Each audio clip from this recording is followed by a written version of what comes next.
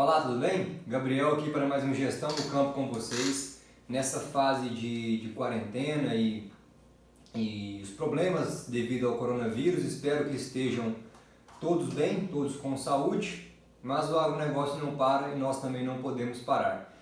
No vídeo de hoje eu gostaria de conversar com você sobre algo que é fundamental que toda empresa tenha. E como as nossas fazendas são empresas, então a gente também precisa ter na fazenda, que é o caixa, né? Caixa, para quem não está habituado a esse termo, pode ser traduzido de certa forma a dinheiro. Então, dinheiro disponível no caso, né? Então toda empresa, consequentemente toda fazenda, precisa ter um montante de dinheiro disponível, ou seja, precisa ter caixa. E para que precisa ter caixa, né? Quais são, de certa forma, os três objetivos para uma empresa manter caixa? O primeiro é para bancar a operação do negócio, ou seja, a sua fazenda existe uma operação, que é o ciclo produtivo, rodando mês a mês ou de safra a safra, conforme for a atividade da sua fazenda.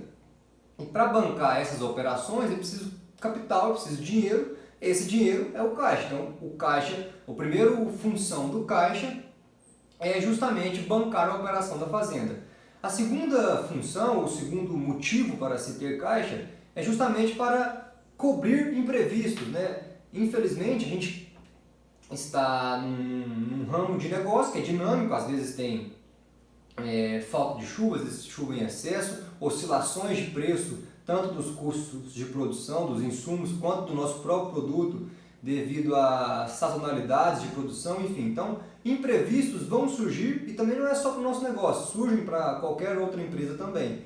Nesses momentos de imprevisto, quando as contas ficarem mais apertadas ou as contas ficarem até negativas, o caixa vai se mostrar importante, que é o momento que o caixa vai cobrir este imprevisto.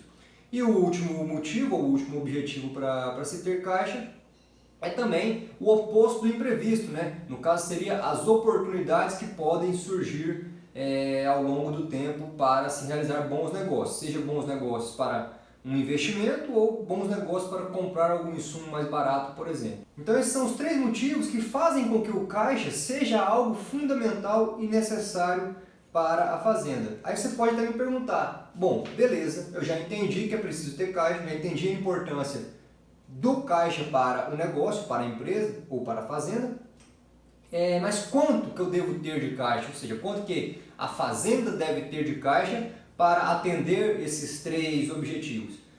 Não existe um número correto, um número definido. Primeiro porque os negócios, as empresas vão mudar de tamanho, então uma fazenda que tem um tamanho maior precisa ter um caixa maior, uma fazenda que tem um tamanho menor precisa ter um caixa menor. Então, um número específico não existe, mas existe um trabalho científico que sugere que nós tenhamos, ou seja, que as fazendas tenham de caixa um valor que exceda em 25% o valor da sua produção. Ou seja, se a sua produção vale 100 mil, está com um valor estimado de 100 mil, talvez uma sugestão, um bom número para se ter em caixa seria 125 mil.